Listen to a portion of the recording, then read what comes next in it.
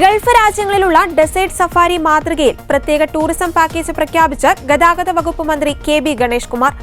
ജലഗതാഗത വകുപ്പിന്റെ നേതൃത്വത്തിൽ കുട്ടനാട് പാതിരാമണൽ വിനോദസഞ്ചാര കേന്ദ്രങ്ങളെ തമ്മിൽ ബന്ധിപ്പിച്ച് ആവിഷ്കരിച്ചിരിക്കുന്ന പാക്കേജിനായി പ്രത്യേക ബോട്ടുകൾ തയ്യാറാക്കുമെന്നും അദ്ദേഹം വ്യക്തമാക്കി.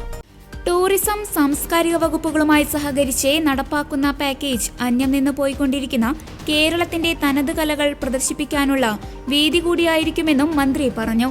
നവീകരിച്ച ഫോർട്ട് കൊച്ചി ബോട്ട് ജെട്ടിയുടെയും ജലഗതാഗത വകുപ്പ് വാങ്ങിയ അത്യാധുനിക ബോട്ടുകളുടെയും സിൽറ്റ് പുഷർ മെഷീന്റെയും ഉദ്ഘാടനം നിർവഹിച്ച് സംസാരിക്കുകയായിരുന്നു അദ്ദേഹം.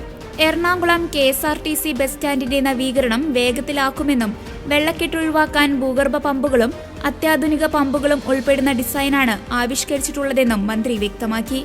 എറണാകുളത്തേക്ക് വരുന്ന ഉദ്യോഗസ്ഥരും വിദ്യാർത്ഥികളും NH-66 ദേശീയ പാതയിലെ റോഡ് നിർമ്മാണത്തെ തുടർന്നുണ്ടാകുന്ന ഗതാഗത കുരുക്കിൽ ബുദ്ധിമുട്ടുന്ന സാഹചര്യം ഒഴിവാക്കുന്നതിനായി അരുക്കുറ്റി കൊച്ചി റൂട്ടിൽ ഉടൻ തന്നെ പ്രത്യേക ബോട്ട് സർവീസ് ആരംഭിക്കുമെന്നും അദ്ദേഹം കൂട്ടിച്ചേർത്തു. യഥാക്രമം 100 അല്ലെങ്കിൽ 75 പേർക്ക് സഞ്ചരിക്കാൻ കഴിയുന്ന 2 കറ്റാമറൈൻ ബോട്ടുകളും 5 ഡിങ്കി ബോട്ടുകളുമാണ് ജലഗതാഗത വകുപ്പ് പുതുതായി വാങ്ങിയിട്ടുള്ളത്. കൊച്ചി സ്മാർട്ട് മിഷൻ ലിമിറ്റഡിന്റേതാണ് തോടുകളിലെയും മറ്റും ചളി നീക്കം ചെയ്യുന്നതിനുള്ള സിൽറ്റ് പുഷർ മെഷീൻ. കൊച്ചി നഗരത്തിന്റെ ഹൃദയഭാഗമായ മംഗളവനം മുതൽ ദർബാർ ഹാൾ വരെയുള്ള പ്രദേശങ്ങളെ സൈലന്റ് സോണാക്കി മാറ്റുമെന്ന് മന്ത്രി പറഞ്ഞു. ഹൈക്കോടതി, വിവിധ കലാലയങ്ങൾ, ജനറൽ ആശുപത്രി തുടങ്ങിയവയെല്ലാം ഉൾക്കൊള്ളുന്ന ഈ ഭാഗത്ത് വാഹന ഹോൺ നിരോധിക്കുകയാണ് പദ്ധതിയുടെ ലക്ഷ്യം. കൊച്ചി കോർപ്പറേഷനുമായി സഹകരിച്ച് തയ്യാറാക്കുന്ന പദ്ധതിയുമായി ബന്ധപ്പെട്ട നടപടിക്രമങ്ങൾ ആരംഭിക്കാൻ മോട്ടോർ വാഹന വകുപ്പിനെ നിർദ്ദേശം നൽകുമെന്നും മന്ത്രി അറിയിച്ചു. ഹാജർ നിരയൊക്കെ വളരെ നല്ലതാണ്.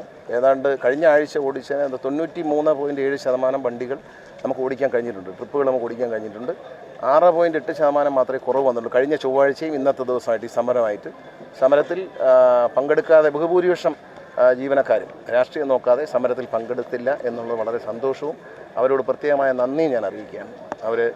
അവരുടെ ഡിപ്പാർട്ട്മെൻറ്റിനോട് KSRTCയോടും കാണിച്ച പ്രതിബദ്ധത, ആ സ്ഥാപനത്തിൻ്റെ നിലനിൽപ്പിന് വേണ്ടി അവർ കാണിച്ച ആത്മാർത്ഥത, അതുപോലെ തന്നെ ജനങ്ങളോട്, കേരളത്തിലെ ജനങ്ങളോട്, പൊതുയാത്രാ സംവിധാനം ഉപയോഗിക്കുന്ന സാധാരണക്കാരായ ജനങ്ങളോട് KSRTCയിലെ മറ്റ് സമരത്തിൽ പങ്കെടുക്കാതിരുന്ന ജീവനക്കാർ കാണിച്ച ഒരു മാന്യതയിലും അവരോട് നന്ദി അറിയിക്കുകയാണ്. ഈ ചില ബസ്സുകൾ തകർക്കുന്ന രീതിയിലുള്ള ഇടപെടലുകൾ ഉണ്ടായി എന്നൊക്കെ വാർത്തകൾ ഉണ്ട്. അതെ, അത് സത്യമാണ്. അത് വാർത്തകൾ കറക്റ്റാണ്. കാരണം ബസ്സുകൾ ഏതാണ്ട് 7-8 ബസ്സോളം കൊട്ടാരക്കരയിൽ ഡാമേജ് ആക്കി.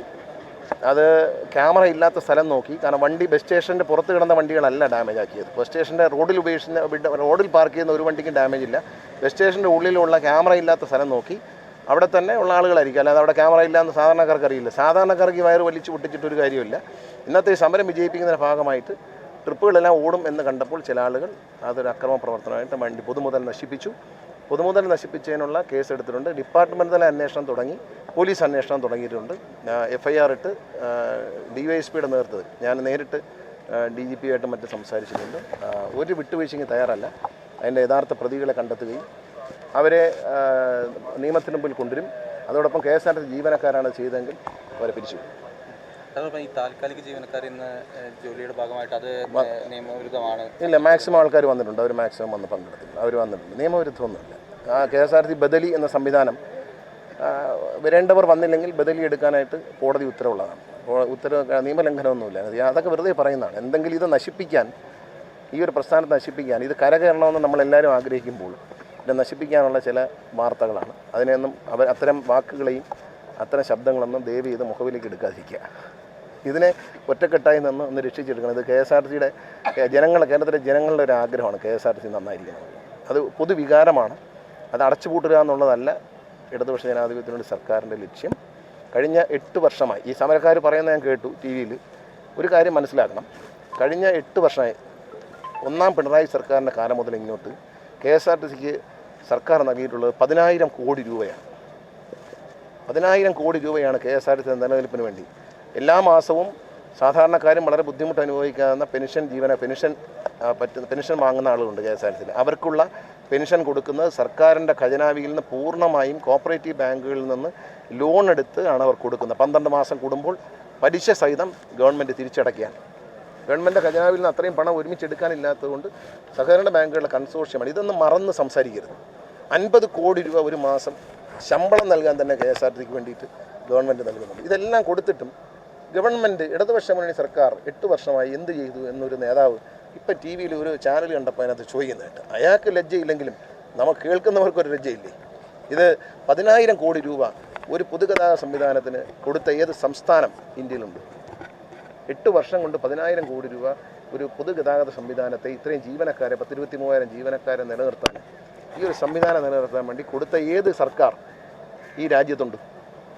നമ്മളെല്ലാത്തിനും ഒരു എന്ത് കള്ളവും നട്ടാക്കുരുക്കാത്ത എന്ത് കള്ളവും ജനങ്ങൾ മുമ്പ് അവതരിപ്പിക്കാം എന്ന് പറയുന്ന കാലം കഴിഞ്ഞിരിക്കുന്നു.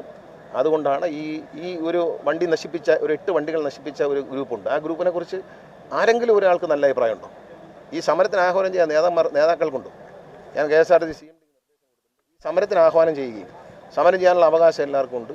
സമരം ചെയ്തു തന്നെയാണ് നമ്മൾ പലതും നേടിയത്. അത് നല്ല കാര്യം. സമരം ചെയ്യുന്നത് തെറ്റേയല്ല. പക്ഷേ ഇത്തരത്തിലുള്ള നശീകരണ പ്രവർത്തനങ്ങൾ നടത്തുന്നവരെ കണ്ടെത്തും. ആരാണോ നോട്ടീസ് തന്നിട്ടുള്ളത് അവർക്ക് ഞങ്ങൾ നാളെ നഷ്ടപരിഹാരത്തിനുള്ള നോട്ടീസ് കൊടുക്കും. ഞങ്ങൾ സമരം ചെയ്യുന്ന നോട്ടീസ് നമ്മൾ അംഗീകരിച്ചു. സമരത്തെ അടിച്ചമർത്താനോ ഉപദ്രവിക്കാനോ ഒന്നും പോയിട്ടില്ല. യാതൊരുവിധ അക്രമത്തിനോ നമ്മൾ പോലീസിനെ ഉപയോഗിച്ച് അവരെ ഒന്നും ചെയ്തിട്ടില്ല. മാനേജ്മെൻറ്റ് വണ്ടികൾ ഓടിച്ചു. ഹാജരായ ജീവനക്കാരെ വെച്ചുകൊണ്ട് അന്തസ്സായിട്ട് കേരളത്തിൽ വണ്ടി ഓടിച്ചു. ആ ജീവനക്കാർ ആത്മാർത്ഥമായ സഹകരണം, വന്നവരുടെ സഹകരണം ഉണ്ടായി. ബദലി ജീവനക്കാരെ ഉപയോഗിച്ചും വണ്ടി ഓടിച്ചു. പക്ഷേ സമരം ചെയ്യുമ്പോൾ പിന്നെ ബദലി ജീവനക്കാർ നിയമവിരുദ്ധമാണെന്നൊക്കെ പറയുന്നതുകൊണ്ട് കേട്ടിട്ട് ആരും വരണ്ട കേട്ടോ, എല്ലാം അടച്ചിട്ടേക്കാം എന്നും പറയാൻ സർക്കാരിന് പറ്റില്ല.